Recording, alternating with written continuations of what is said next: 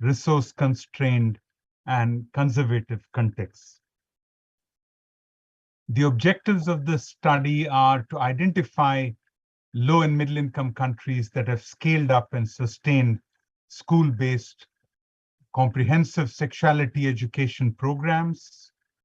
You identify the factors that enable these countries to place nationwide scale up on the national agenda of their countries, and to identify the factors that enable these countries to implement these policies and strategies and to scale them up, sustain them, and enhance the quality over time.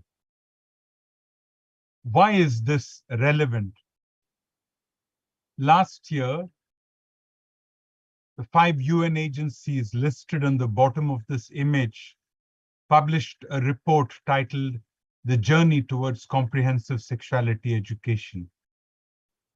And as you can see, one of the key findings of that report was that although many countries have laws and policies and frameworks related to sexuality education, implementation on the ground is far behind these normative statements. So we've chosen countries which have actually moved beyond words on paper and normative documents to actual large-scale implementation. What were the methods? We identified countries through publications, conversations with individuals and organizations, and validated them with a checklist developed by the Center for Global Development. We analyzed these case studies using 3 different frameworks: a political prioritization framework, a scaling up framework, and a stakeholder engagement framework. We've then distilled these case studies, and they're getting ready to be published in the Journal of Sexual and Reproductive Health and Research. Findings. I have 5 findings to share with you.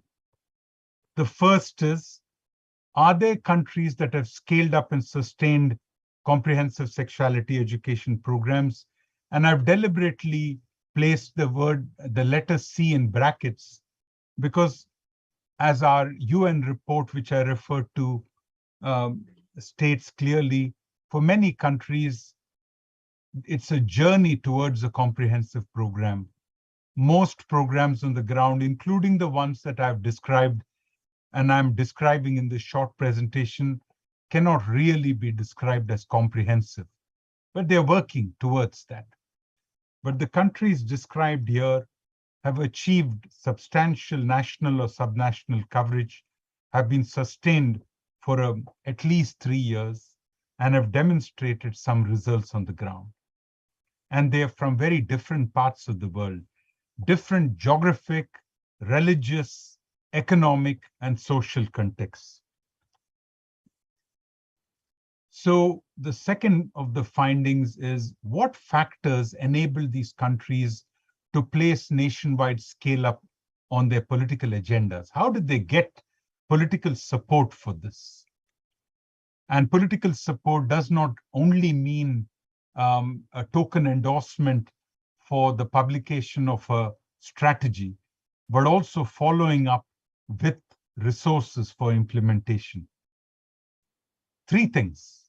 One is direct transnational influence. That means influence from abroad, especially when it was combined with technical and financial support. The second is, and much more importantly, was domestic advocacy by a group of people who came together and advocated for it from within the country, with overt or covert partnership with external partners, depending on the social context.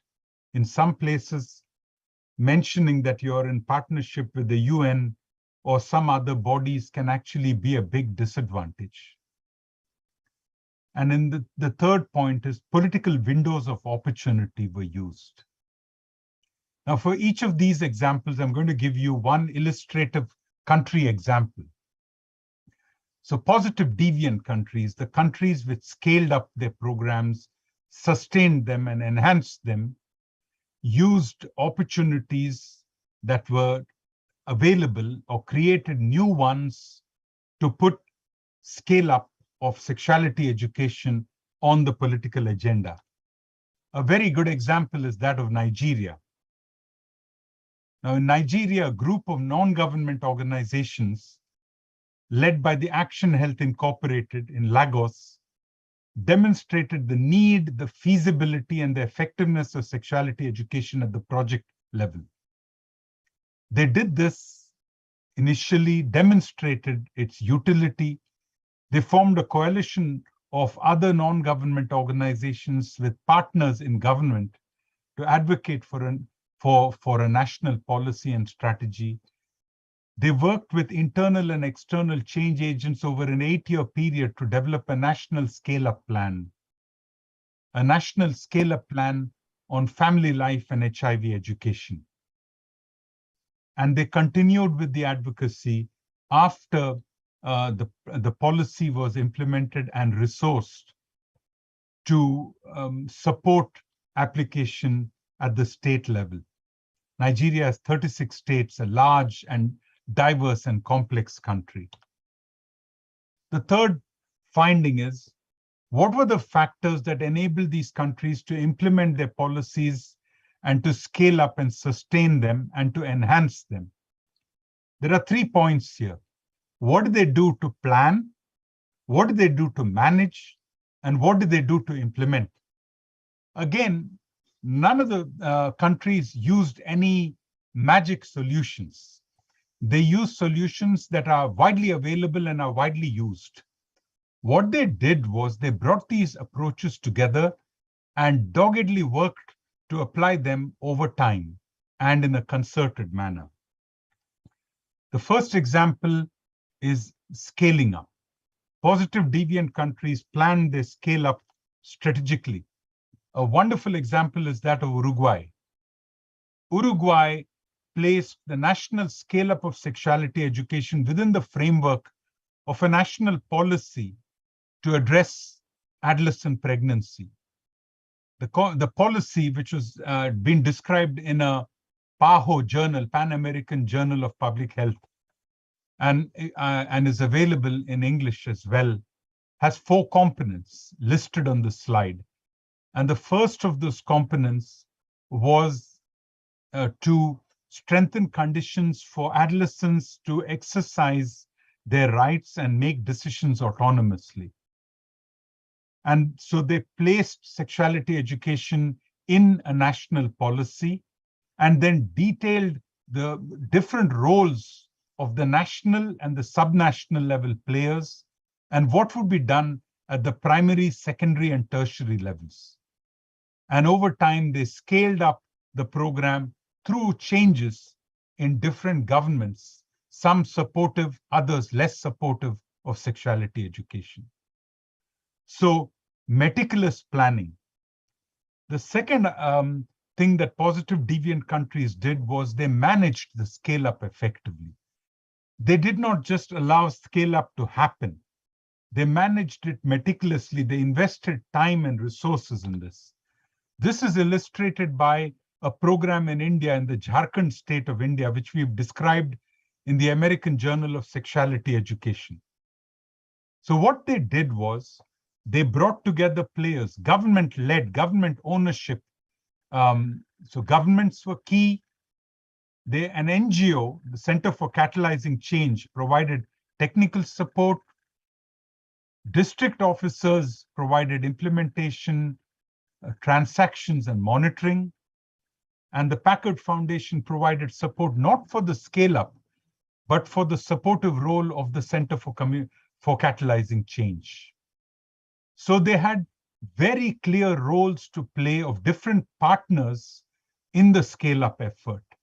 And so they saw the policy formulation only as one step, and they did not allow it to happen on its own. So there was a lot of time and effort spent, just like the private sector does, in ensuring that a bottle of Coca-Cola reaches the last shop that it needs to.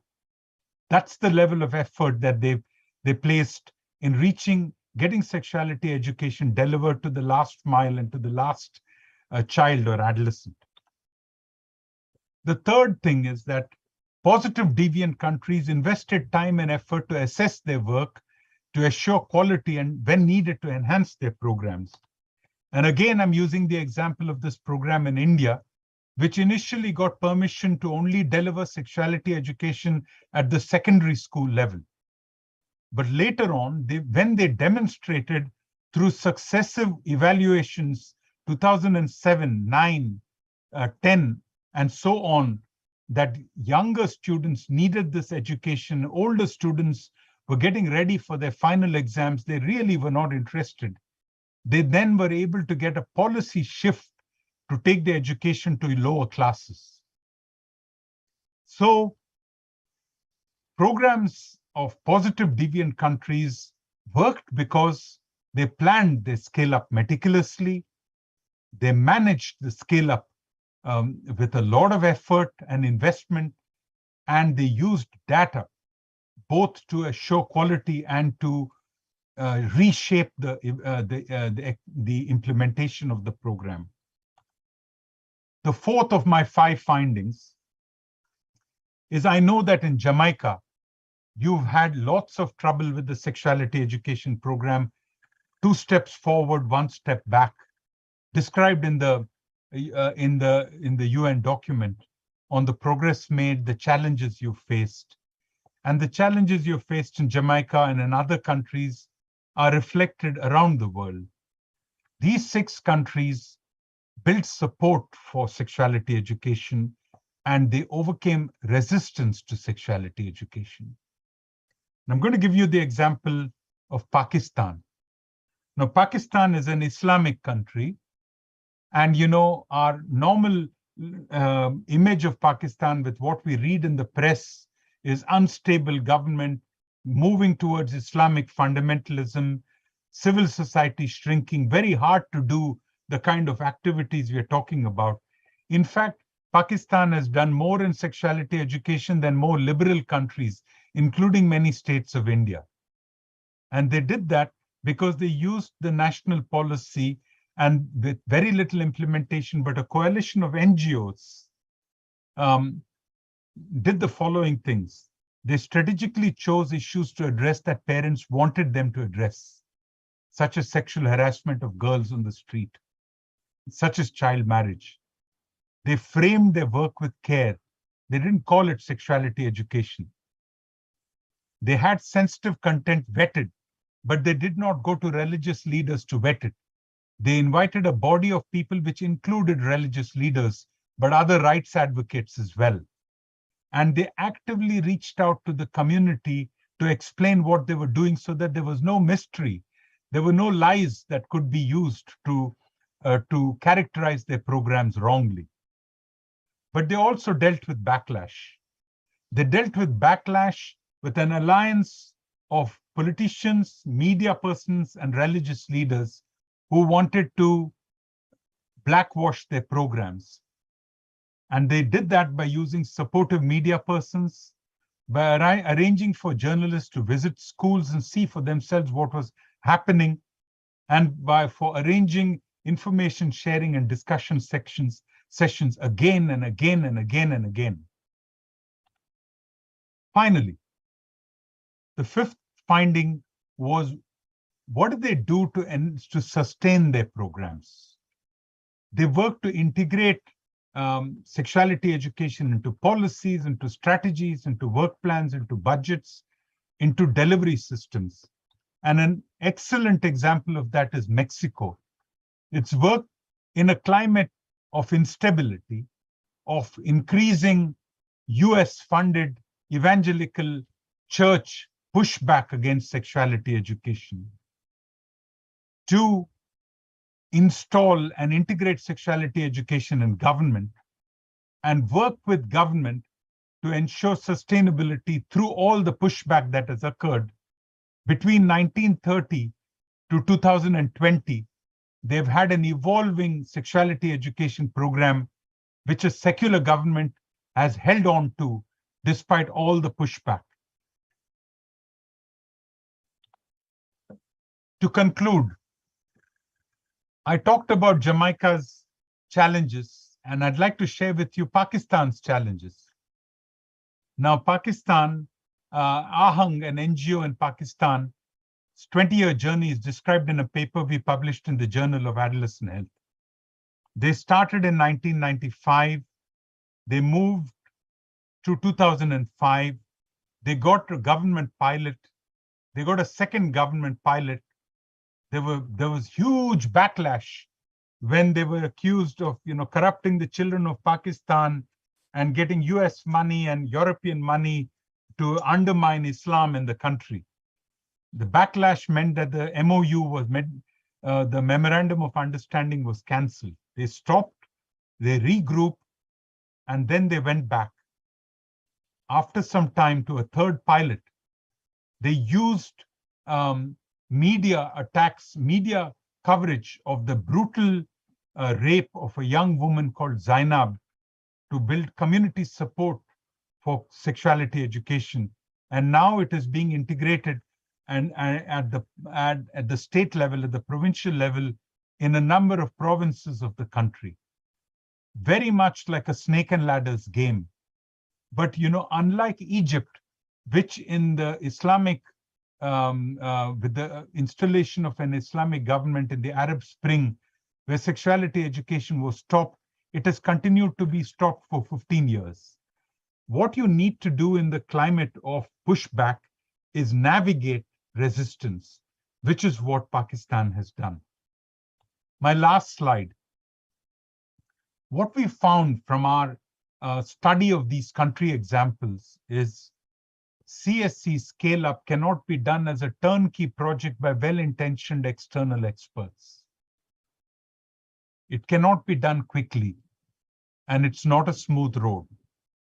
In every country that has been scaled up, the scale-up has been led by individuals from within the country working with a group of people who tapped into external expertise when they needed it, but led it from inside. And they obtained support when they needed it, but they learned lessons from inside. Till that happens, sexuality education will be a UN project or an international NGO project, which is funded and implemented from time to time and put on a back burner at other times. What this means for us in the UN is we need to move sexuality education with a paradigm shift from hand-holding countries to do this, to actually building capacity in the context of decolonization, to lead countries, lead their work and battle with resistance in their country and build support within their countries for the scale-up, sustainability and enhancement. This paper will be published shortly. I'd be happy to share that paper when it is ready. If you're interested in a draft, very happy to share that as well.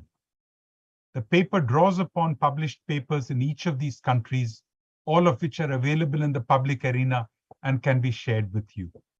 Oh, back to you, Madam Chair, and thank you.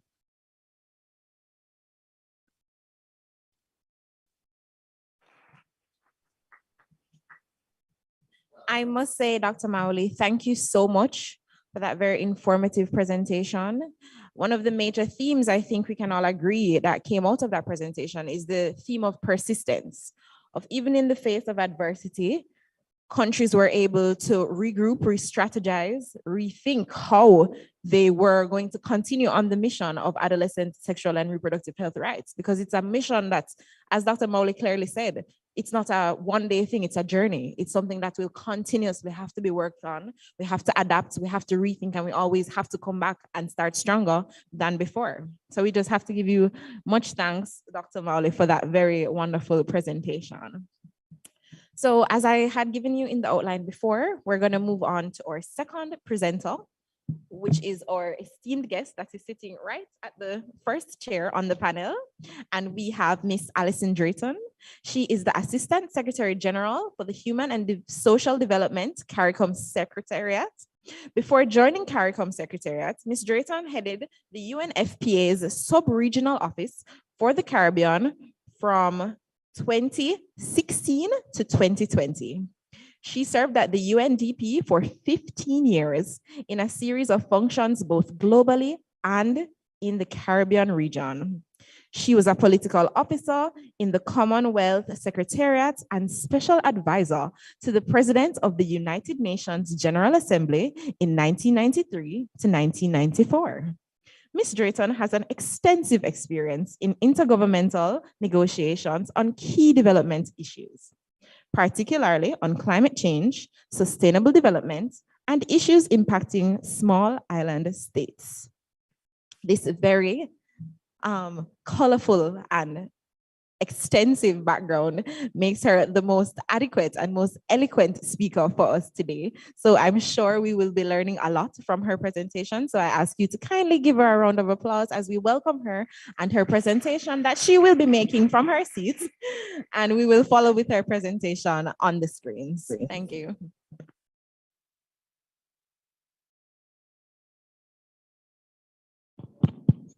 Good morning, everyone. So I want to actually preface this presentation by emphasizing, as you will see as we go through the slides, the point just picked up. To make progress, persistence is key. And you will see why I say this as I walk us through the experience of moving the comprehensive sexuality education. Well, if I can get this to work. Technology is never my friend. Okay, let me open it on this and at least see if I can get us to the first slide so as to not lose too much of your time and interest. Bear with me 1 second. Oh, come on. Sorry. I personally think that they do have consciousness and they exist to the entertainment is to see if they can make us go mad or how much madder they can make us.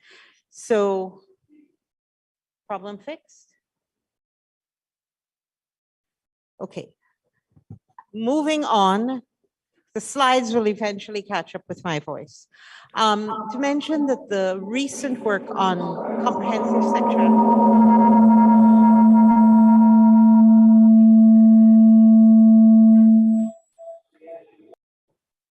It's a good thing, all else failing, I can shout if need be. But I'm beginning to think that the more conservative members of the church have taken over or IT. So you'll just have to bear with me. It's not as interesting looking at me as if you had the slides, but you know, think beautiful thoughts. Oh, thank you. Aha, technology has defeated the church. So the recent work on comprehensive sexuality education has been undertaken under Spotlight Initiative, which I'm sure you've all heard about, but basically the European Union has put $500 million on the table globally to address issues related to gender-based violence. For the Caribbean, their focus is family violence, and the Caribbean got, I forget if it was 50 or 60 million across 3 years to work on this issue. Much of the work will be wrapping up next year, but all of the various UN organizations who have been funded to support governments on this, on the Spotlight Initiative have really tried to progress so that when it wraps up in 2023, quite a lot of work would have been done with resources that the UN would not normally have had at its disposal. So the overarching vision of Spotlight is to have all women and girls live a life free of violence by aiming at improving the enabling environment on laws and policies, institutions, prevention, services, data, and CSO and the women's movement. there is a theory of change at the regional level, and I'm not going to walk you through every line, but just to say, it looks at what is needed to be done to strengthen the legislative infrastructure, to strengthen the institutional infrastructure so that capacity building is done. And it speaks to the point, one of the points that the previous speaker made, which is that there is often quite a strong legislative environment, but then you do not see implementation. The institutions do not follow up. Core on any change on anything that we do is looking at how do we get to cultural change, because laws and policies and implementation are not going to get you there if the kind of expectation of behavior of what is acceptable and what is not does not also change. That is a much longer arc that spans at least 1 to 2 generations, thinking positively, but development will not be sustained if we do not get to the root of changing culture. Through this whole exercise, also the provision of services. It's no point telling anybody that they have a right to X when you're not providing the X. And then I cannot emphasize sufficiently the importance of data, both to show why change is needed, to ensure that the resources are actually impacting that change, and as a source of information on what needs to be tweaked. And then finally, that we do tend to place an emphasis on women and girls. I don't want us to ignore the fact, simply because it is underreported and hence under-recognized, that there are many young men, boys and young men, who also experience violence, discrimination, and peer pressure to behave in ways that they may not be comfortable with.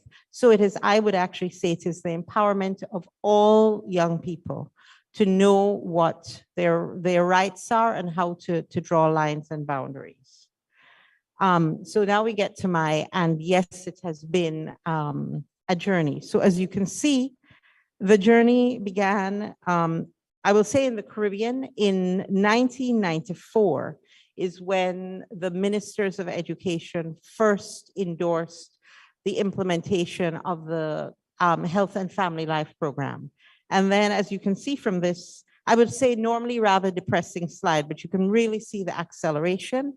From 1994 to 2014, there was very little that we could point to with pride. And then there's really been an acceleration between 2017 to 2020. And that is, I think, reinforcing the point of sustained.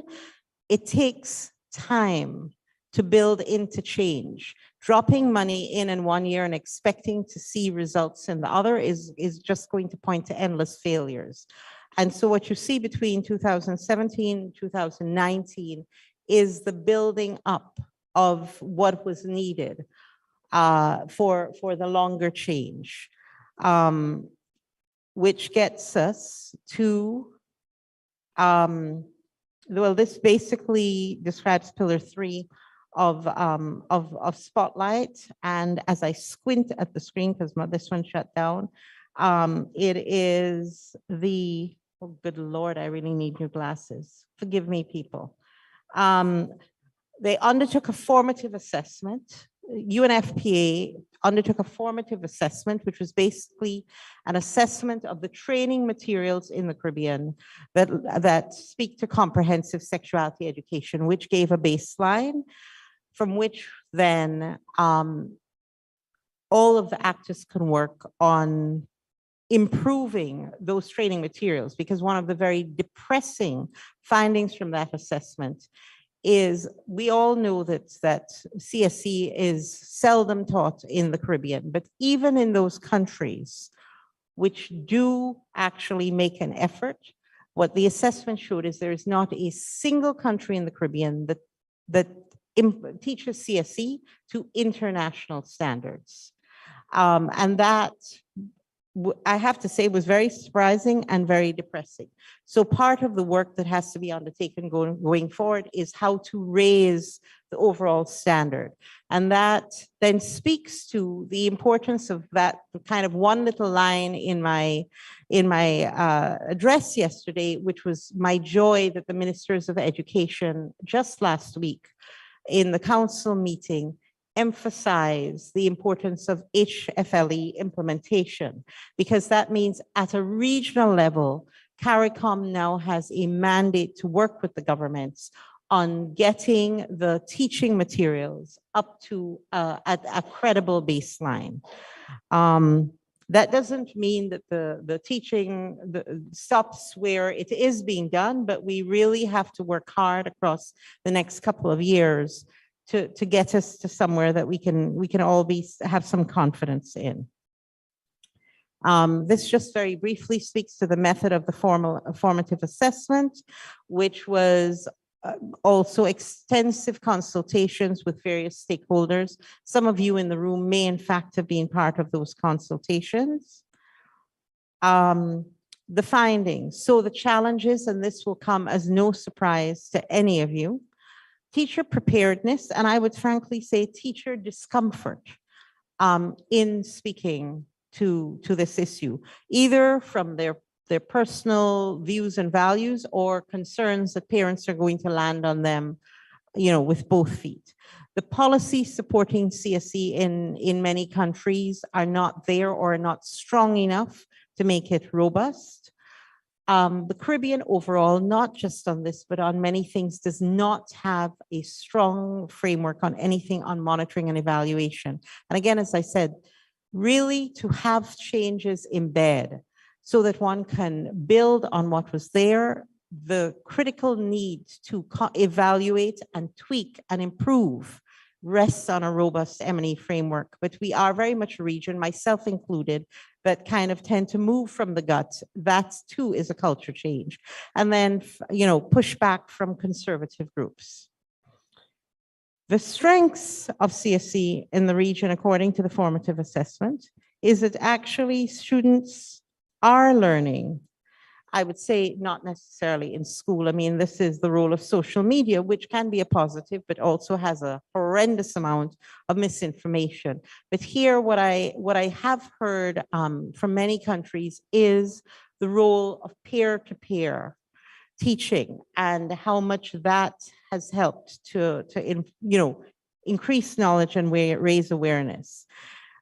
In many of our countries, ministries of education are in fact seized of this, but no minister goes into politics wanting to lose his or her constituency in the next election. And the pushback often from conservative groups we have found limits the robustness with which some ministries want to engage on this. And then there is a formal curriculum, however flawed it may be in some cases. The main findings is that, and again, I'm speaking to those of you who are living it, Caribbean youth are at a high risk of sexual violence, teenage pregnancies, unsafe abortions. And as you heard from many of the speakers last night, and it is the saddest statistic to report, this region is the second highest in the world after sub-Saharan Africa on teenage pregnancies and on HIV/AIDS. Let me point out, both sexually engaged moments. And then gender roles and gender inequality are significantly impacted by young people's lack of access to appropriate sexuality-related information and services, something that I'm sure that you are all aware of. The findings of this work will be used, well, I already spoke to that earlier, used to strengthen the advocacy and the content. So just to say, I am very much thankful to UNFPA for the work that it did on this. Having just left UNFPA 3 months ago, say that this was something that I was I pushed very hard and I was very proud that we got as far as we did in the last 3 years. And it took a sustained investment of our very few internal resources before Spotlight came in, and leads back again to that point of commitment. Nobody, none of the actors on this have robust resources. It requires the hard job of prioritization and turning away from other things to the few things that's where you can say, okay, I'm going to make a sustained investment in this area for 3 to 5 years, even though it will have consequences in others, so that we start to see the change. And I think for all of us, no matter where we are, tough, but important. And that is it from me. Thank you.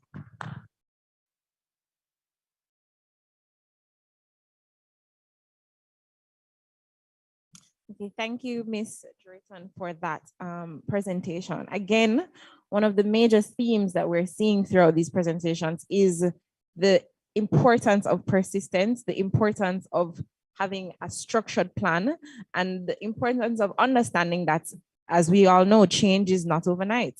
So a lot of the measures, we see that the journey has been going from 1994 to 2022. So it has been a long-standing journey and a long-standing road to get to the point that we are now, but that is not to deter us from continuing the work that we are doing and ensuring that the work that we're doing is effective by assessing the parameters that are used, regrouping, re-strategizing to ensure that the resources and the information that is being put out is adequate and up to date and relevant for the time and the hemisphere that we're in. So we just want to thank Ms. Drayton for that very much, for that presentation.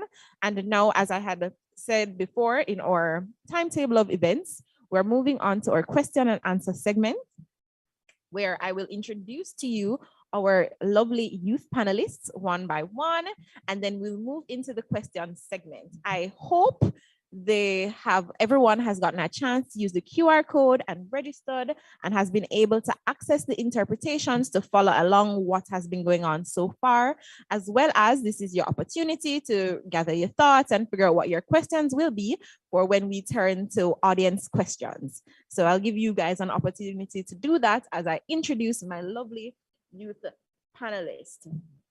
Starting next to Ms. Drayton, we have Stephanie Ferreira Torres. I apologize if my Spanish is not as eloquent as it should be. I have been practicing, but I hope it was adequate. So Stephanie Ferreira Torres is 21 years old. She's from Aruba. She's representing Familia Plania Aruba, okay, also known as the Foundation for the Promotion of Responsible Parenthood. She is currently a social work student and has been at FPA for the past 6 months, where she got an opportunity to do an internship. She assisted with the development of Youth Action Plan to promote youth advocacy in Aruba and experienced how youth to perceive comprehensive sexuality education and what they have regarding sexual reproductive health rights, as well as their needs as young people. So you can give her a round of applause. That's fine. That's fine. Okay, next to her, we have Kobe Juan Smith. Kobe is the Gender Equality and Social Specialist at the World University Service of Canada and has worked as the gender-based violence training consultant at UNFPA, where he delivers capacity building sessions to Guyana Police Force officers to respond to cases of gender-based violence against vulnerable communities. Kobe is also a project consultant at Mariondoi Incorporated. He is a former board member at IPPF. He served as the president of the Youth Advocacy Movement, the youth network of the GRPA, where he facilitated sessions on comprehensive sexual education, which targeted more than 3,000 youth. So we have to give him a round of applause for his wonderful work. Next, we have Miss Vivian Santillini Muscalan. She is 21 years old. She is a psychology student from Peru. She is currently a youth representative on INAPRE's board of directors and a promoter of sexual and reproductive rights, where she has carried out various activities in favor of sexual education. In addition, she has participated in different conferences and events as speaker on topics related to teenage pregnancy in Peru. Let's give her a round of applause. Thank you so much for being here. And last, but certainly not least, we have Daniel Natera Nareen. He is 21 years old. He was born in Venezuela, and for the past 9 years, he has resided in Trinidad and Tobago, where he has closely worked and collaborated with entities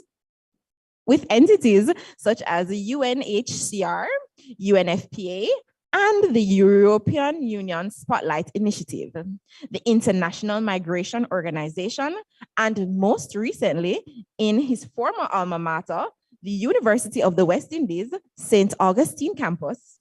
He's currently leading a situation analysis and advocacy strategy on abortion in Trinidad and Tobago under the Family Planning Association of Trinidad and Tobago as a full-time project officer.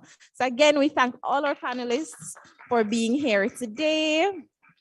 And lastly, but again, not least, I forgot to introduce myself. I am Krista Knight. I am the youth member on the board of directors for the Jamaica Family Planning Association. I'm 22 years old. I'm a medical student in my final year of med school, and I believe that child advocacy is critical to the development of a nation. And as such, it is of utmost importance that we use our voice for the betterment of those who are unable to advocate for themselves.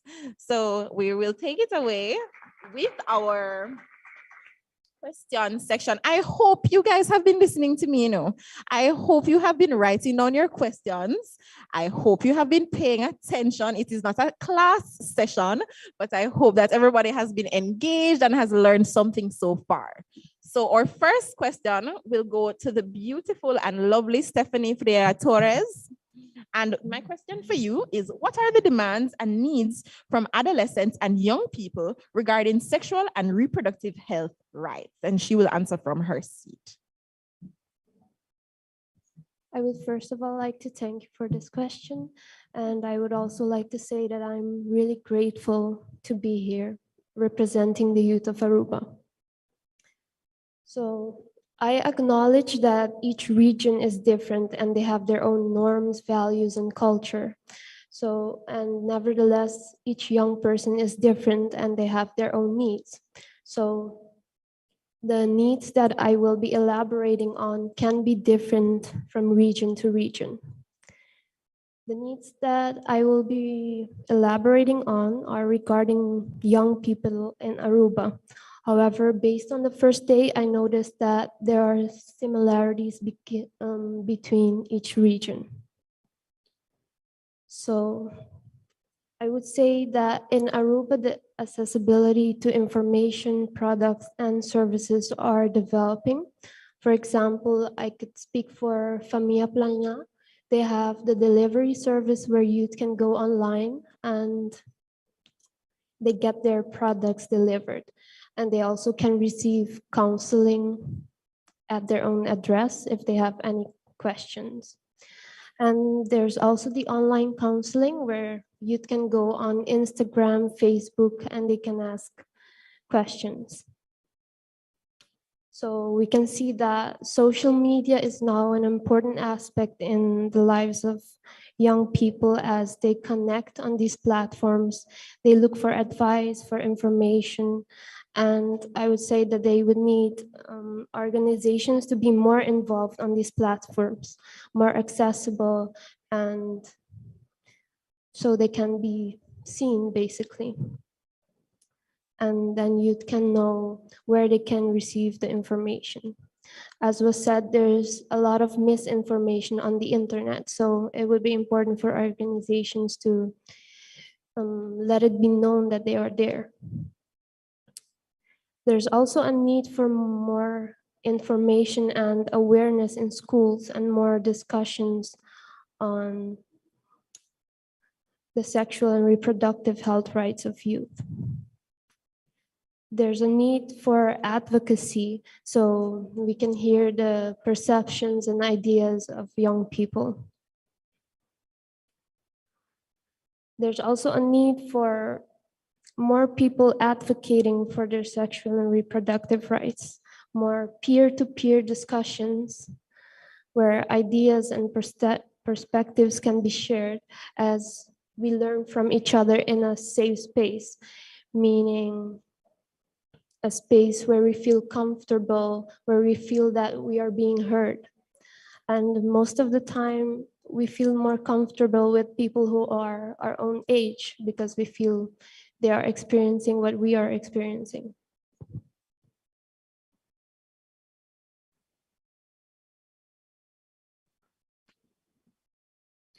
Furthermore, there's a need for more participation in policy making and policy reviewing in regards to sexual and reproductive health and rights. So there should be more young people in these positions, so more young people involved in decision-making positions, as this is where we are able to make a change. There's also a need for more collaboration with the region in regards to services, products, projects, campaigns, as well as comprehensive sexuality education and advocacy, because together we can make a difference. There's also a need for more understanding, acceptance, and openness from parents, caregivers, and people who are around adolescents or young people.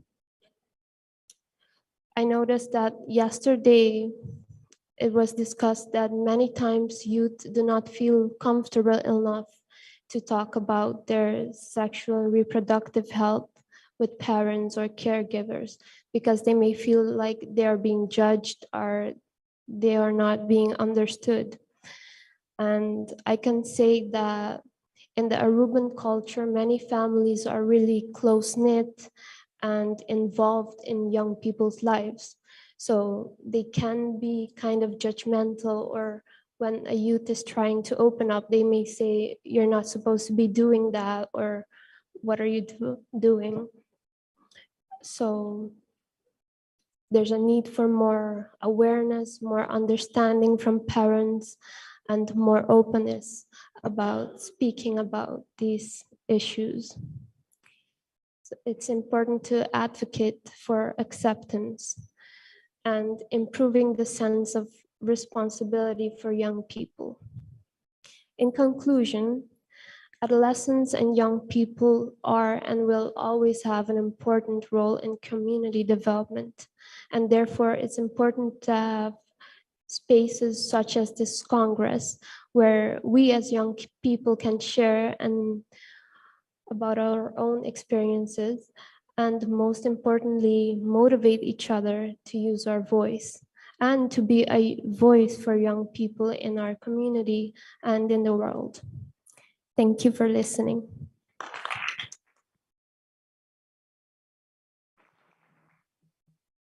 Thank you, Ms. Torres, for your very eloquent answer. And I agree with her that, and it was also touched on in Ms. Drayton's presentation, the need for social change, changing behaviors, changing understanding, changing how we think and how we view certain issues. And that it does take time, but it's definitely one of the issues that we have to tackle, providing resources and having the information that's excellent. But if you're not in a capacity to understand or interpret or use that information, then it becomes useless. So I agree with her points that were raised. Does anyone else on the panel have any feedback that they would like to give based on her answer, or anyone from the audience would like to jump in, share their points of view? Maybe someone online from our satellite sites, Belize or Trinidad. If anyone would like an opportunity to share their opinion or voice their question. If not, we can, okay. Okay, Kobe would like to make a statement. All right. Just to say that our colleague from Aruba, I really think it demonstrates that while we're from two different subregions, Latin America and the Caribbean, that there's similarity in our issues, and that demonstrates the need for solidarity. I think oftentimes we think that we're the Caribbean and they're from Latin America and we're different. Certainly we're different because of culture, geography, etc. but the issues are similar. And I think we need to find common ground and learn from the experiences of those various countries like Aruba. So I think that's really important. And congrats on the work that you're leading there. Wonderful. All right. So we actually will be moving on to Kobe, and we have a question for you. And your question is how to move the CSE agenda in countries with conservative governments or with restrictive legal frameworks. Tough one. But I'm sure Kobe will give us a very eloquent answer. All right. Right. I don't think that I can respond to that question without referring or making reference to the iconic Bob Marley. I think not just because we're in his home country, but I think based on how powerful his music was and still is, it's really important for me to refer to that. And he said quite famously, "Bless my eyes this morning, just sun is on the rise again. The way earthly things are going, anything can happen. There is so much trouble in the world." And really and truly, there is so much trouble in our world. There is so much trouble in our region. When you think about all the issues that we've been talking about for the past 2 days, and I am not going to talk about anything with research because we've had a lot of that for the past 2 days. So don't expect me to do that. I think that, and even Allison's presentation referenced some of that. But before I answer the question though, Chris, I want to apologize in advance to the organizers because as I said 3 years ago at the first Congress, it's difficult for me to be politically correct on such important issues. I think oftentimes when we come to these particular spaces, the expectation is that we're diplomatic. But I think when it comes to issues of life and death, because CSC is really a matter of life and death, we need to be direct, we need to be unapologetic, and we also need to speak truth to power. And I hope that I'm going to do that. So from the outset, let me apologize. But really and truly, failure to provide or deliver comprehensive sexuality education is really measured in lives and livelihoods in our countries.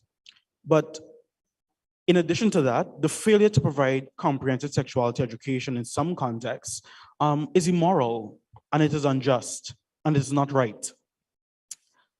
But if we at this conference are to truly deliver on the promises that the roadmap set out for us, we must address this gap and build solidarity on the particular issue. So the question is to leaders, because it's really a political question, what are leaders going to say to young people in the Caribbean region? Young people in Suriname, young people in Trinidad and Tobago, young people in Jamaica, young people in Belize, when both ambition and political will are really absent from the political directorate in some contexts. In addition to that, what excuse at this point will political leaders give for not, number one, committing to providing comprehensive sexuality education, but two, also providing the resources to be able to continue the important work? And as Allison would have mentioned, UNFP has done incredible work with its resources, but the challenge is, as she has mentioned, resources are limited. And so while we want to depend upon UNFP and CARICOM, they can't do it by themselves. And so the resources have to come from someplace. In the words of the Guyanese icon, Eddie Grant, will they mourn us on the front line? When will Caribbean leaders truly address the pressing issues that are truly causing our young people angst and worry, whether it is HIV, whether it is the lack of access to sexual and reproductive health services and information, or even the pandemic of gender-based violence? Simply put, when will leaders lead?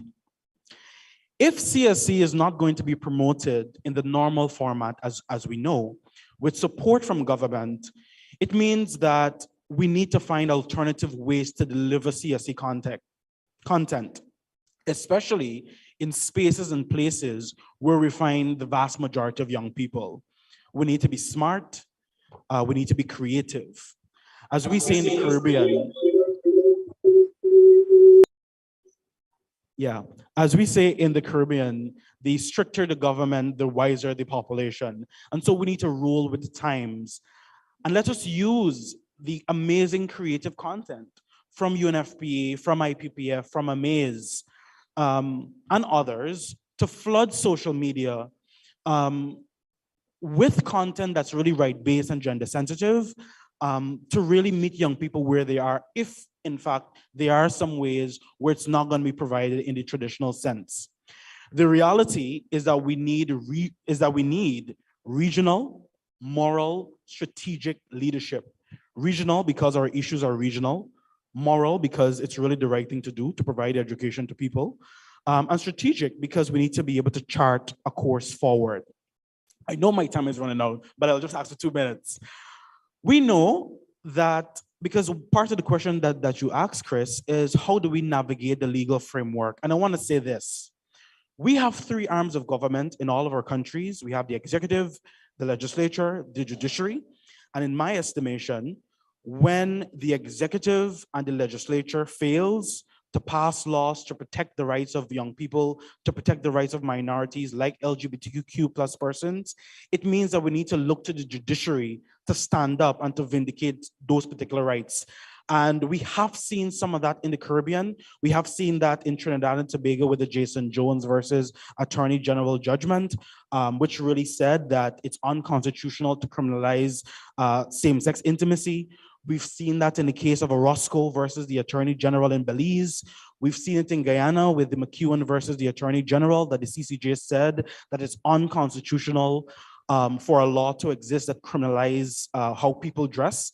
And so my point is, if we are advocates and we are seeing that governments are not pushing through with their agenda to protect rights, and they're actually having restrictive laws and policies that challenge the rights and humanity of young people and other vulnerable groups, we need to go to the court, because the court is really our last bastion of hope to really protect those particular rights. And so I want to say, on the point of education, it's really a constitutional issue because most of our Commonwealth Caribbean constitutions provide that education is a right. Most of our countries have also ratified the provisions in the Convention on the Rights of the Child. And so these are actually human rights issues. And so if governments are in a way, pulling away from their responsibility, it means that we need to push forward with that and have the court step in to say that this is wrong and we need to do something about it. The last point I want to make is that we need to look to the global north in some ways. I mean, the global north is not the best place in the world, but when you hear reproductive rights in the US, and the US is not the perfect example to talk about anything really, but when you hear the point about reproductive rights, they always merge it with the need to vote. And we have time and time again for decades and decades been engaging with conservative leaders. We have seen some amount of progress, etc., but we're not quite there because we still have challenges with leaders who just don't see the benefit of our particular issues on sexual and reproductive health and rights. And so my point is this. We need to place the issues of sexual and reproductive health and rights on the front burner of voting. And so when people come to ask you for your vote, whenever you're voting and for whomever you're voting for, you need to ask them, do you support reproductive rights? Do you support women's right to bodily autonomy? Do you support comprehensive sexuality education and others? And so we need to look to the global north to see that they're also putting those issues on the front burner, to say that they're only electing leaders that support women. Are we going to come to that place where we're doing that? Because, and I know my time has run out, but let me just say this. HIV and CSE doesn't care that you're from the PNP or the GLP. HIV and CSE doesn't care that you're from the BLP or the DPL. It doesn't care that you're from the PNP, or in Trinidad you have the UNC. It doesn't care about that. And so we need to start saying that these matters are life and death. And if political leaders really want to engage in a way that's sustainable, then we need to say as young people, these are our issues. these are our non-negotiables because education is non-negotiable, and we need to hold them to account for their actions. And so we need to start doing that. I apologize for taking so long, but your question really had multiple parts in it, and I hope that we could have a further conversation about it. Thanks.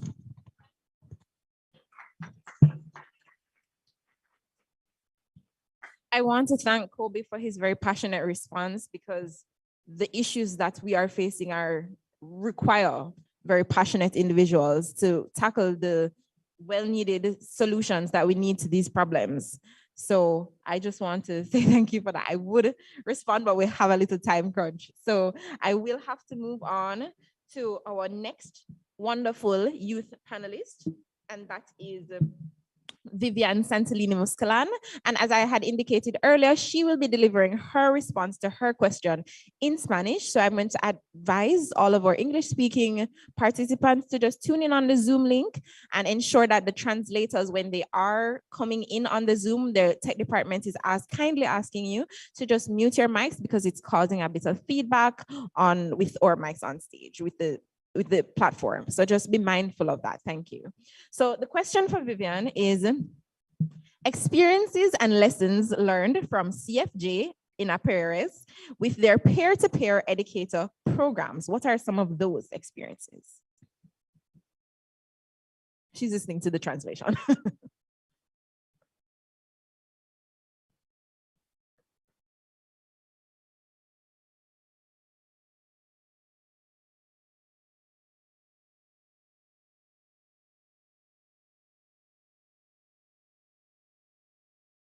Ahora, ya, genial. Bueno, primero quería platicar un poco sobre lo que es el CJF o el Centro Juvenil Futuro, bueno, que es una organización o un voluntariado que queda o que está organizado, en este caso impulsado por Impares, que es el Instituto Peruano de Paternidad Responsable. La labor que hacen los líderes juveniles y yo como representante de todos esos jóvenes adolescentes que han venido trabajando, se han sumado a la causa. Quisiera contar un poco sobre las experiencias para que puedan aprender o para que puedan entender o conocer las lecciones y los aprendizajes que a lo largo del trabajo que se ha venido realizando durante todos estos años o durante también el tiempo que yo me he involucrado se ha podido desarrollar. Bueno, el CJF en realidad es un voluntariado en donde los jóvenes son promotores de la educación sexual y reproductiva. Para nosotros poder involucrarnos en este voluntariado, primero tenemos que pasar un proceso formativo sobre lo que es la salud o el acceso a la educación sexual integral.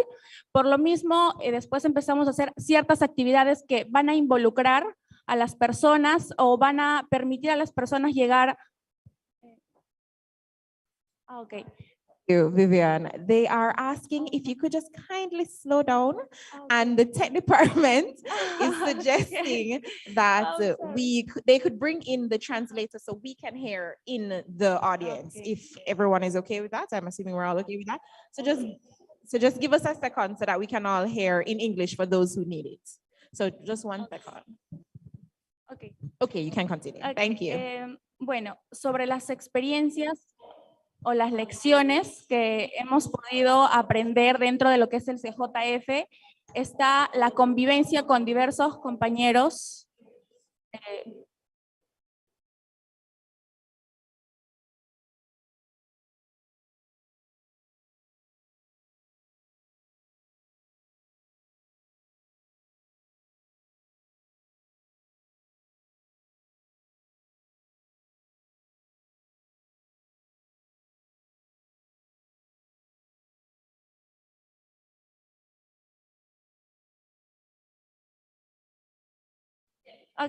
Bueno, sobre las experiencias o lecciones que hemos aprendido dentro del trabajo, el programa que se ha venido ejecutando, una es el compañerismo, en este caso, estar o involucrarnos con personas de diferentes lugares o de diferentes organizaciones que de alguna u otra forma nos ha podido conectar y ayudar a implementar o conocer nuevas necesidades y de la misma forma empezar a trabajar de una forma distinta, porque si bien es cierto hemos venido evolucionando, el conocimiento ha venido evolucionando, las personas también tenemos que adquirir nuevas herramientas para poder llevar ese trabajo a cabo. Entonces, estar en contacto con personas nuevas, con personas de diferentes culturas, con personas de diferentes lugares, nos ha permitido también tener esa información o ese bagaje de conocimiento que de alguna otra forma nos ayuda a evolucionar sobre temas relevantes como lo es la educación sexual integral.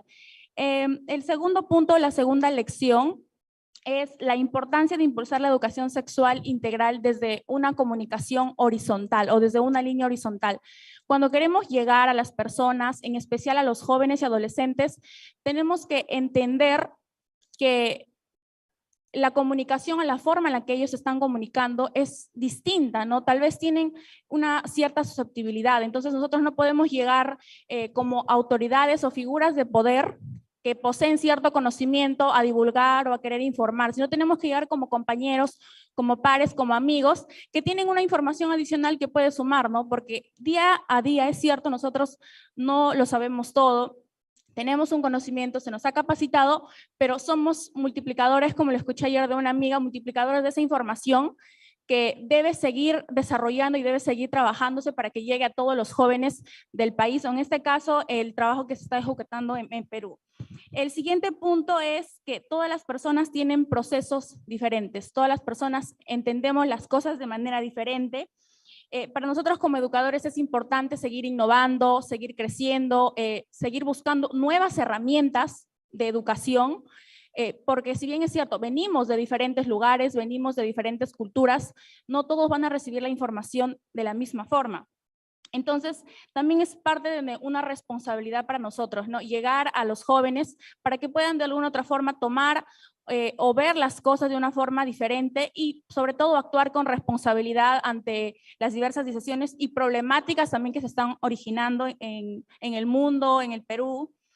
El cuarto punto en este caso son que estos espacios de educación sexual integral o donde se puede debatir temas sobre la salud sexual integral, la educación sexual y reproductiva, el acceso a la salud sexual, las leyes, las normas, de alguna otra forma nos permiten a nosotros como adolescentes, jóvenes, activistas, líderes, etcétera, poder cuestionarnos ciertas ideas que se nos habían impuesto. Entonces, este conocimiento que adquirimos de alguna otra forma nos otorga el poder y la seguridad de presentarnos a un lugar o de decir no o de actuar con responsabilidad, ¿no? Es algo que siempre se nos ha inculcado en este caso dentro de lo que es el voluntariado del Centro Juvenil Futuro. El poder es la información, ¿no? Si tú tienes la información, vas a poder enfrentarte a diversas situaciones, a diversas problemáticas. Eso es lo que te otorga la educación sexual integral, el poder de poder enfrentarte a diversas situaciones que de alguna otra forma pueden escapar de tus manos. Por el otro lado, también es importante identificar aspectos o puntos que no han ido tanto a nuestro favor, ¿no? Lecciones como, por ejemplo, que en los espacios de educación no siempre vamos a encontrar el apoyo de las instituciones que de alguna otra forma nos van a ayudar a nosotros a hacer nuestro trabajo más fácil o llegar a los jóvenes de forma directa. Se nos ponen muchas limitantes. En el caso de la educación sexual integral, me he encontrado con líderes, compañeros, que me han comentado situaciones que, si bien es cierto, les dan el pase, ¿sabes qué? Sí, toma, habla sobre la educación sexual integral, informa a los adolescentes, a los niños, a los jóvenes, pero no toques estos temas. Entonces, ¿cómo podemos abordar la educación sexual integral si es que no se nos permite abordar ciertos temas para poder completar o integrar esta información que de alguna otra forma es necesaria para todos nosotros?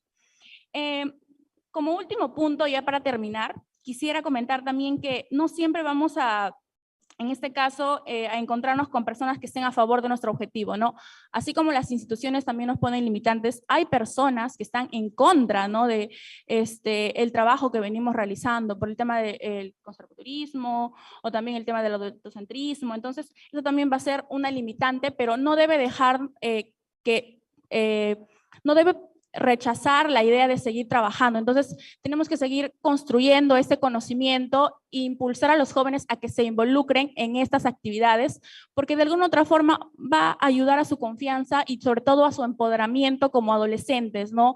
Si bien es cierto, hay mucha información sobre la educación sexual integral, pero no toda la información que hay o que se necesita está en lugares de repente abiertamente públicos, ¿no? La información a la que recurren tal vez son, o cuando se hace una encuesta sobre la educación sexual integral, ¿dónde lo aprendiste? Los jóvenes lo que te dicen es, lo escuché de unos amigos, o lo vi en la televisión, o lo vi en algunos otros sitios web donde de repente la información no va a ser verídica. Entonces, como conclusión, es importante también que nosotros como adolescentes y como jóvenes responsables podamos desarrollar nuevas estrategias y sigamos investigando, sigamos preguntando, ¿no? Preguntarnos va a ser menos, preguntarnos va a ser querer saber más. Entonces es importante también para nosotros seguir desarrollando esa competencia para de alguna otra forma llegar a ser líderes, no solo en el ámbito de la educación sexual integral, sino también tener la oportunidad de escalar, ¿no? Kobe hace rato estaba hablando sobre un tema importante que son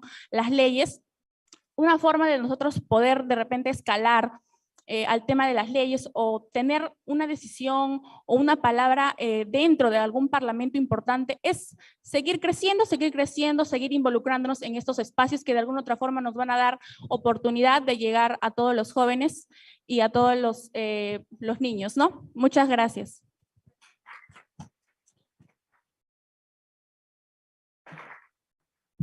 Thank you very much, Vivian, for that. I agree. A holistic approach is essential for us to have effective change in the region as well as the world. So our last panel question to the not least, Danielle, the question to you is, what are some of the strategies that civil society could work together to advance the issue in our region? Good morning, everyone. Can you guys hear me? Yes, so I think that before exploring these strategies that we must explore, I think we have to look at the foundation of partnerships and how you actually get to engage with different members of civil society. Think of this. How would you react if I were to tell you that deforestation in 2022 is getting more people pregnant than actual people? You might think, what sort of correlation does climate change has with actual comprehensive sexual education? And now, if we look at the study of 2021 by Women Deliver, it shows that so many parts of the world, both in Latin America and Asia, is currently being affected by climate change, and it is limiting the great access that women and general people have to different sexual reproductive health rights and services. Now you may think, why is this relevant to partnerships with civil society members? I think people don't realize that when we tend to discuss comprehensive sexual education, it confines to human health. It confines to the healthcare industry. Shouldn't we look past that? I mean, we just talk about the impact in climate change that has in sexual reproductive health. The average person wouldn't have the idea or even know the knowledge that these two topics intertwine more than we think on a daily basis. Another example of this intersectionality that exists between different aspects of our life is financial literacy and family planning. Let's just do, rather than me talking to you, let's have an exercise, right? So I just took an econ class this semester. It's crazy. So we were talking about cost comparisons between one cost opportunity and another, right? Let's say that I am to engage in sexual intercourse with someone who has the ability to bear children, right? Let's say that I decide to not use contraceptives, we're not careful, and I ended up becoming a father of perhaps 1, 2, 3, or even more children. Now here I am, a 21-year-old, a sophomore in college, full-time employee, with someone, another human being that I'm now responsible of. I have to look after that person. I have to provide shelter, be presently there, emotionally present. I have to invest all these resources, whereas I could have just gone and perhaps used a condom and not having a child. Now you may think, how does this correlate to partnering with civil society? Is that we don't realize that within financial literacy as well as sexual and reproductive health rights, there's always this intersectionality in all aspects of our lives. We don't tend to acknowledge intersectionality past the idea that it should be a nice topic on a third-party article or perhaps an aesthetic image that you might see on Instagram. But it is so vast when you actually look at the definition of intersectionality within today's context that goes as the ways in which systems of inequality based on gender, race, ethnicity, sexual orientation, gender identity, disability, class, and other forms of discrimination intersect to create unique dynamics and effects. Now, if we look at the context of actually partnering with civil society, I think that when developing curriculums for comprehensive sexual education, we shouldn't focus on just discussing it within the human health aspect, but we should look at ways in which us, different civil society entities such as nonprofit organizations, perhaps other companies, other self-help providers, or just general public actually have more in common than we think. There are so many things that we can do to actually foster and provide access to safe and actually accurate comprehensive sexual education within today's context.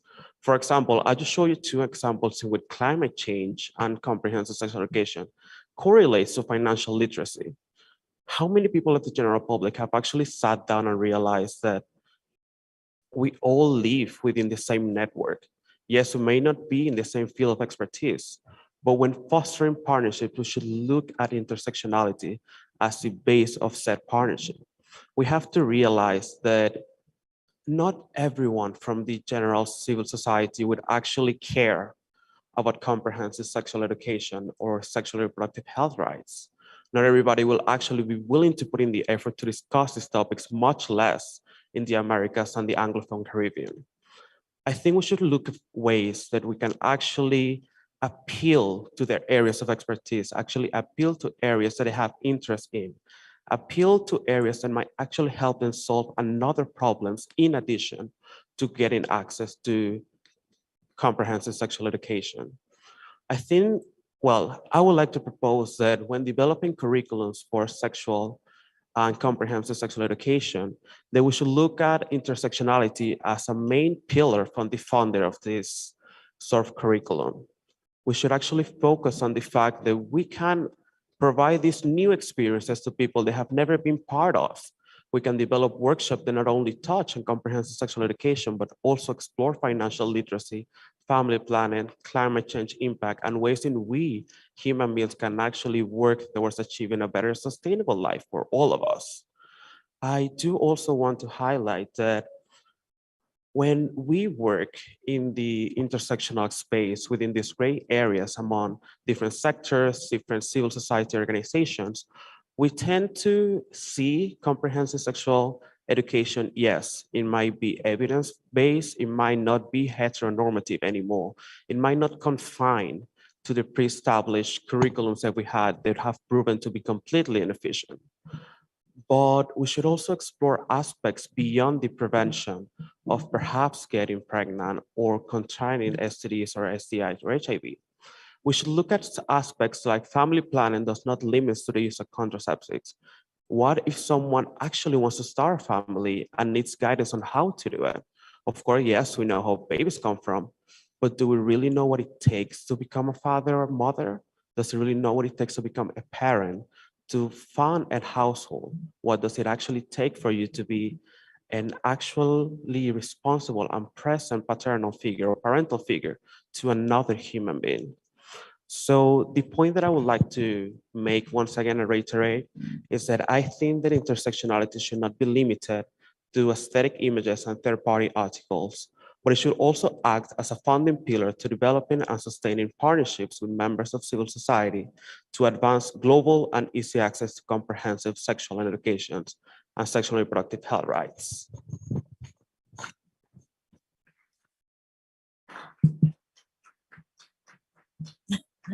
I want to thank Daniel for his eloquent answer. All the answers have been so eloquent. I must say that we are definitely seeing a trend. We're noticing where we are asking ourselves, as well as our leaders or legislators or policymakers, to be perseverance, please. We're asking you to continue to do the work that you're doing. We're asking, or we're hoping for holistic change. We're hoping that in the generations to come, the work that we're doing now, though we want it to benefit us now, we also want to put down the foundation so that it can impact the future. Because as Ms. Williams said yesterday in the opening ceremony, the future of the youth is now. So we are working towards that goal every day. We have a few announcements to make. One announcement is there was a registration form that was being sent around. I'm hoping that everyone has gotten a chance to sign up. It's a physical form. It was being sent around in the audience. I'm not sure where it is now, but I'm hoping that everyone has gotten a chance to do so. And I'm also thanking our online participants again at our satellite sites, Belize and Trinidad, for their participation and their questions. Now we're gonna have some audience questions that were given to me on these slips of paper, and I will read them in the order that I was given. So no preferences were made. So the first question we have from the audience, I believe that this is to Stephanie. How has La Familia Planea been able to successfully deliver CSE in solo settings, as well as to provide sexual and reproductive health theories to adolescents through Familia Planning Clinic?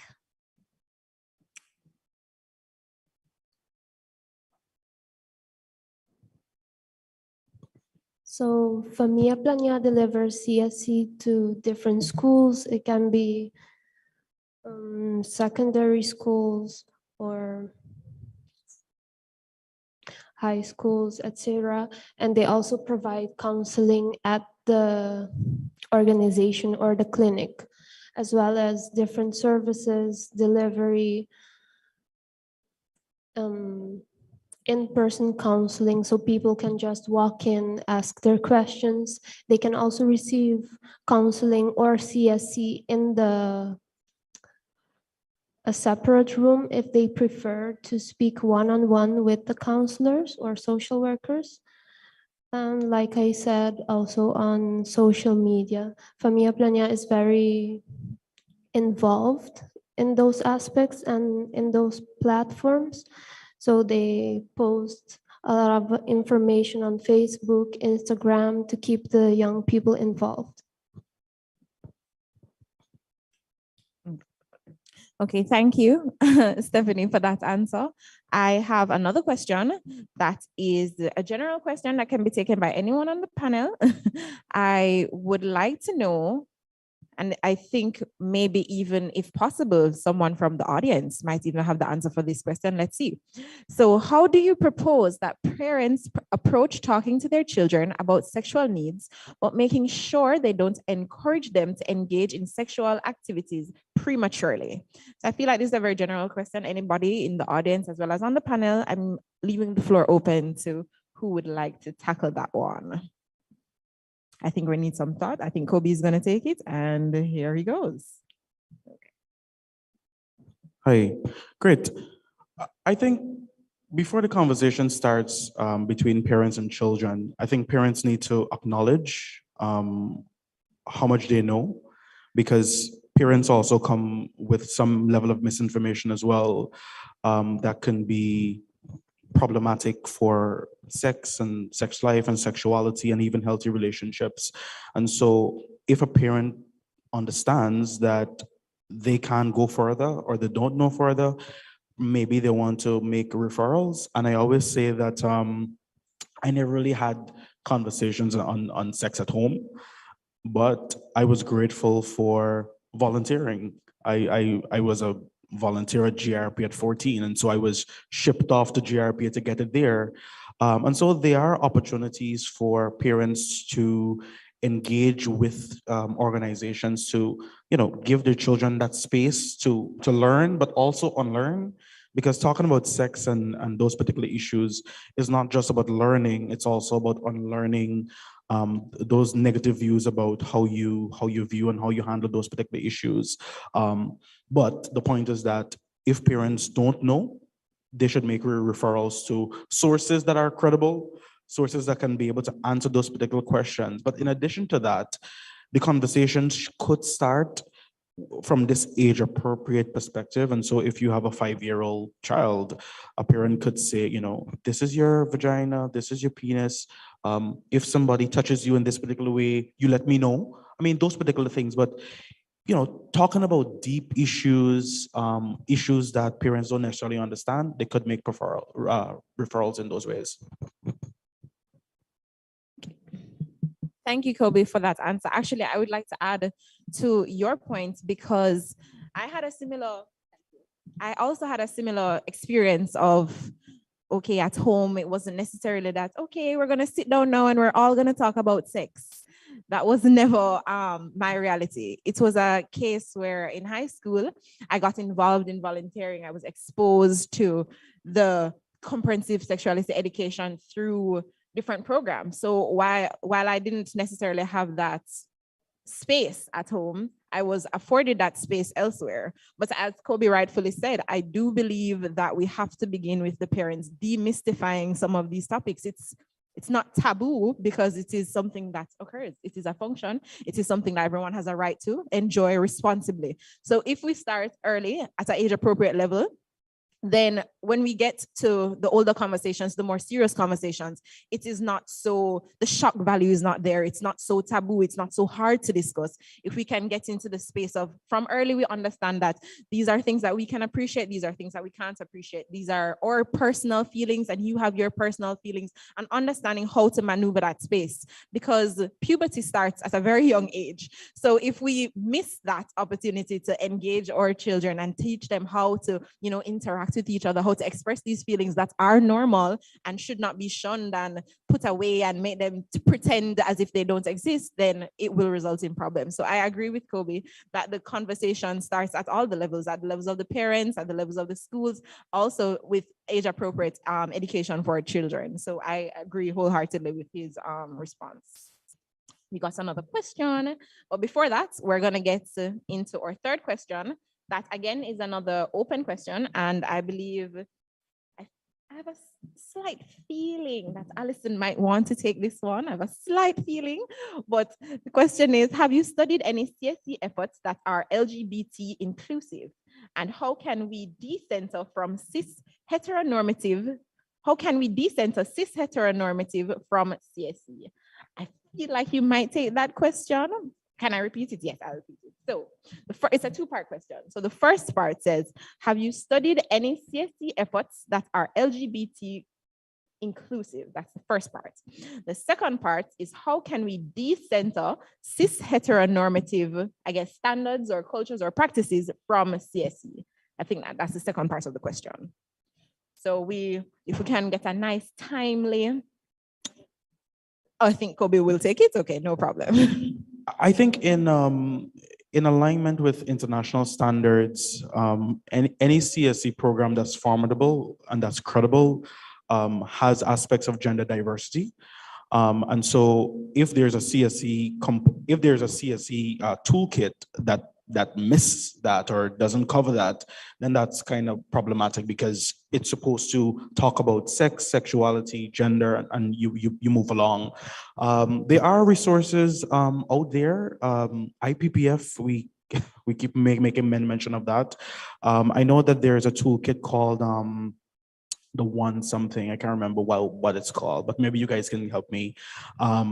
There's a maze as well that has that, and so people just need to just search, because it's actually there. But if I can, sorry, to respond to the question, given that the formative assessment looked at what was being taught in the region, while myself, it was led by a consultant, I have not looked at the materials used in the region. Given everything, I would be very surprised if it does cover those topics. Even getting sex on the table in this region is a challenge at kind of the most basic procreative functions. I was saying to Mrs. Holness last night, we had a sidebar on, are the teaching materials really that bad? And I said, look, when I was going through school, and let's not discuss how many years ago it was, but my biology teacher, who was a determined and confirmed virgin, and in those days, I don't know what it's done now, it was your biology teacher who taught you sex. This was the entirety, and I'm not making this up, of our sexual education. Dogs make puppies, cats make kittens, and God made you. I'm just saying. And I would, while, as I said, it's more years ago than I want to consider, I don't think that the training tools have really progressed that far past that very kind of basic baseline. But this is why the formative assessment and the work thereafter is very important. We did determine that none of the materials in the Caribbean are at international standards. And that is where Kobe's point comes in bringing them up to international standards. Now we start to deal with the issue of gender norms and gender diversity. But I also say that this really speaks to your role as young people. I did say part of the problem is politicians do not go into office to lose office. And the squeakiest wheel gets the grease. So their perception is, because the church pitches up immediately, and churches do kind of work with their congregations on how to vote. Remember, the biggest bulge in this region is the youth bulge. You are all voters or shortly to become one. So you have to make your voice heard. You have to remind politicians that in the end, you have the numbers and this matters, because it is not, in my dealing with many of the ministers of education and health, it is not their personal belief, it is their response to the pressures. You have to become advocates. You have to become that pressure point. That's how we get to change. Sorry, I didn't mean to say. That is fine. We actually have, yes, thank you for that. We actually have 2 responses, and then we're gonna wrap up. So we have a response from Danielle, and then we have a response from the audience, and I will allow her to introduce herself. I will let her go first, and then Danielle will close. So is she gonna come? Okay, she's gonna stand. Okay, I will invite you on stage now, and you can make your response.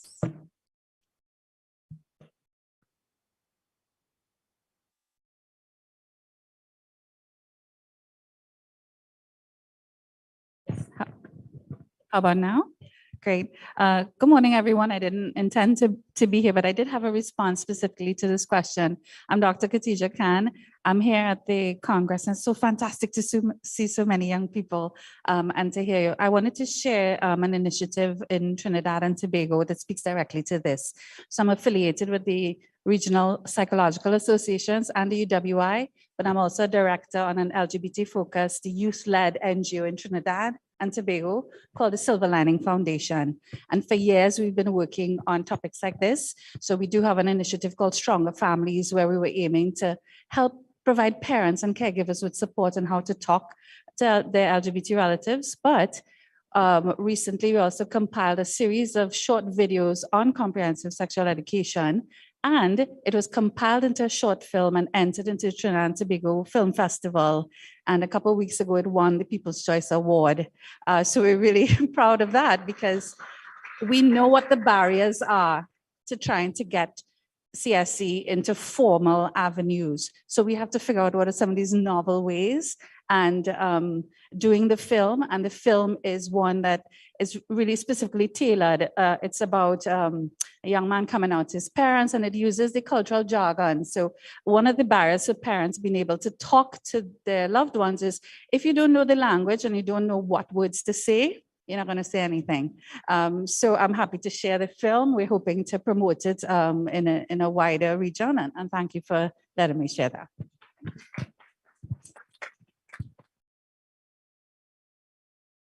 Thank you so much we love when our audience is engaged and can respond, and we're having back-to-back discussions. Isn't that wonderful? So again, we're going to take it off to Daniel, and then we will wrap up for a close.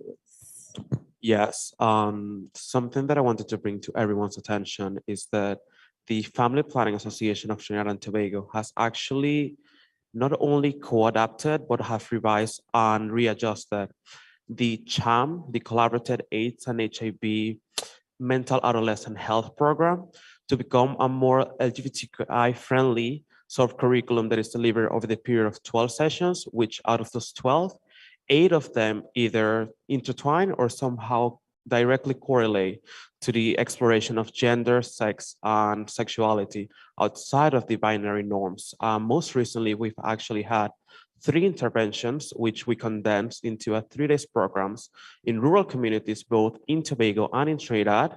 It was in Takariwa, Roxborough in Tobago, as well as Tunapuna.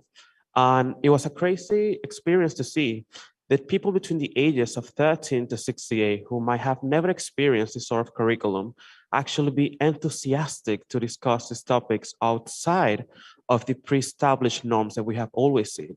We have managed to show them the differences between sex, gender, and sexuality outside of the binary system that we had. So whereas, yes, it might not be a curriculum that it has set yet to the international standard, we have actually managed to start the progress of getting there by adapting this new curriculum of the CHAMP program.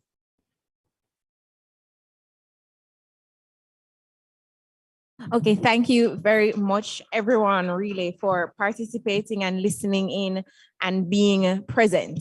One more notice, all PAHO and the CBD sponsored participants are asked to remain in this room for a few minutes after the close of the session for a brief meeting with Dr. Sonja Cafe and Miss Sandra Jones. So when we close, which will be right now, I'm asking you guys to remain in the room. And lastly, I just want to say this has been absolutely impactful.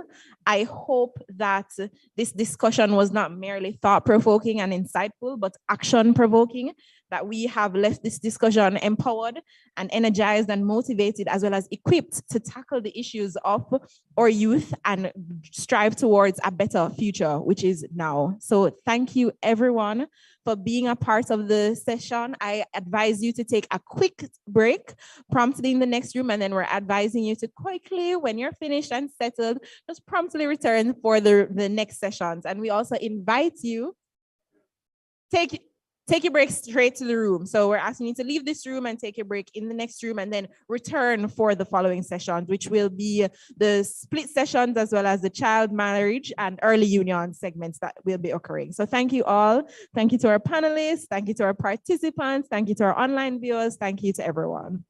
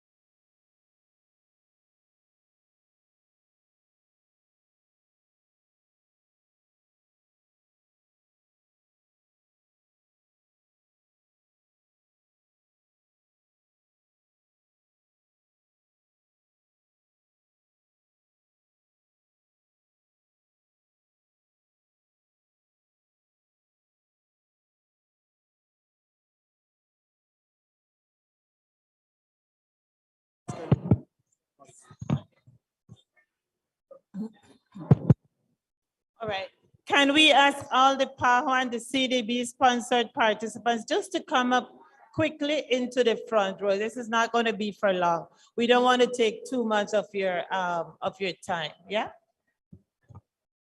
And for the other participants, break is on. I think we should just start. Yeah, just. Yes. Hi. Once again, apologies for my voice.